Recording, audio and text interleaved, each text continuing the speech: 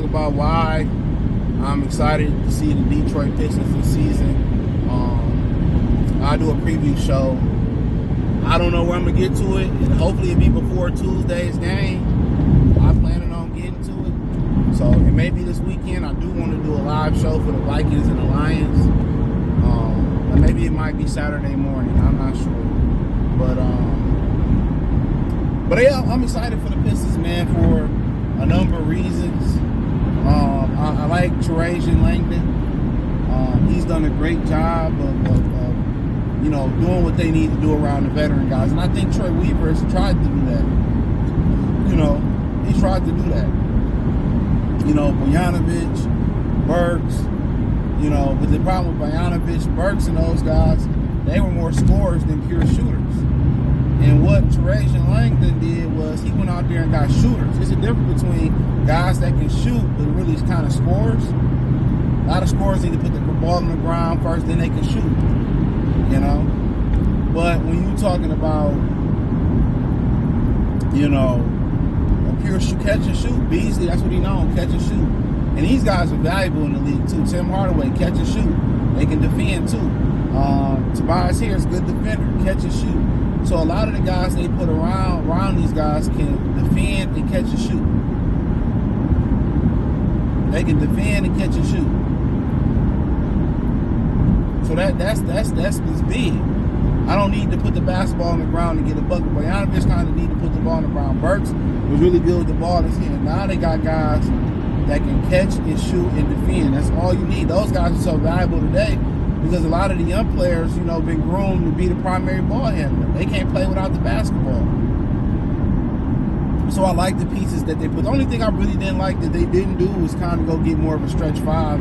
But with Isaiah Stewart moving back to the 5, they should be all right there.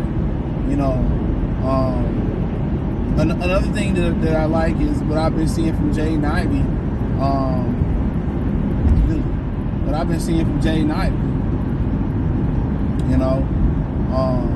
It seemed like, he put a lot of work in, and maybe Monty needed to give him the motivation to put the work in. So maybe Monty needed to give him the motivation to put the work in. So he looked like he under control. The ball, it looked like he got control. To me, it always looked like he was moving too fast. He didn't know how to harness his speed. Now it looked like he got control. Things to slow down for him. I know he had a child, so maybe that may have helped too. But things are starting to slow down for him. You know what I'm saying? So it seemed like now, patient. The jump shot look a lot better. And, Fred Vincent is another reason why I liked what they did. He seemed like he came in there and changed, these guys shooting quickly. The way Ivy shooting the ball, his jump shot look a lot more comfortable, look a lot more fluid. And I can't wait to see Ashore Thompson get healthy because he's raised about how fast he's picked up shooting the ball. So he's a great asset. Helped Lonzo Ball with a shot. Congratulations to him for coming back and, from 2 knee surgeries when a lot of people think he couldn't do it. Hopefully he stay healthy. And if he can improve these dudes' jump shot, the world is theirs. He's a very valuable component. This is why you pay him the big bucks to leave New Orleans. So he's a huge piece of it. So it's a lot of encouraging pieces. And I think the biggest thing is motherfuckers tired of losing. I remember I was listening to Warren Sapp, and when they got to Tampa Bay, I forget who they kept losing to. They had lost so many games to this particular team. I can't remember who it was, but it had to be a divisional team game. I don't know. It definitely wasn't the Saints back then, but it probably was. I can't remember who he said they was tired of losing to, and he said he looked at Derrick Brooks. He said this shit ends today. He said, this shit ends today. That's what he said. This shit ends today. And whoever the team was, they beat them.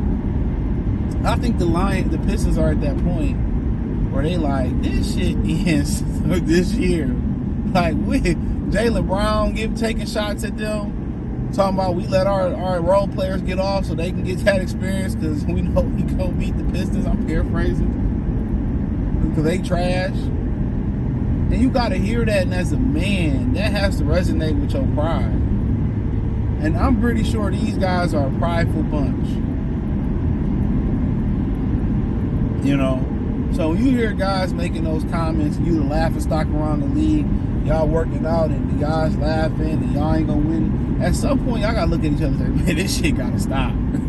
Like, we gotta put a stop to it. Whatever we not doing, wherever we lacking at, let's pick it up. And I think they tired of losing.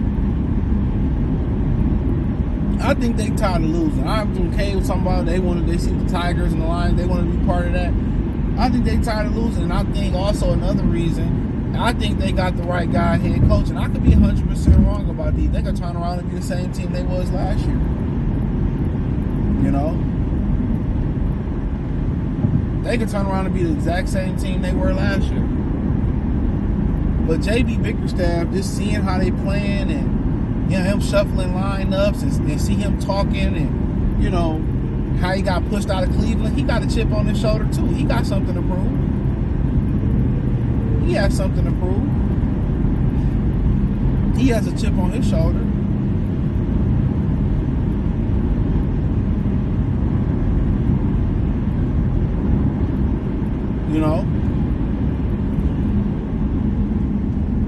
He has something to prove.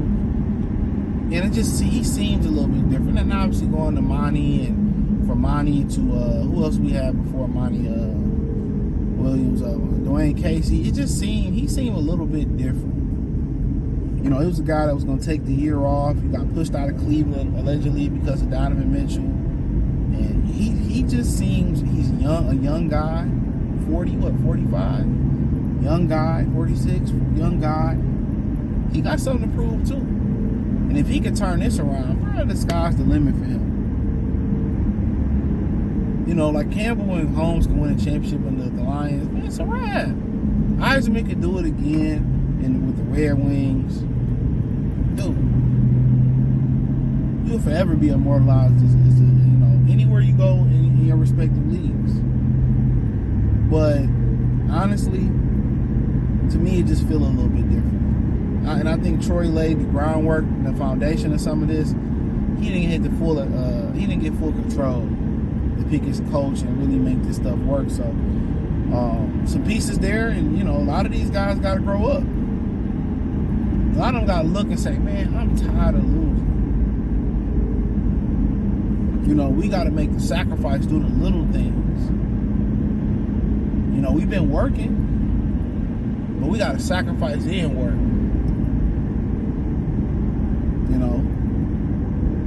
We all got to individually get better, bring it together, play. They play defense and get out and run. They got to be the playoff. They're going to be a playoff team. That's all they got to do.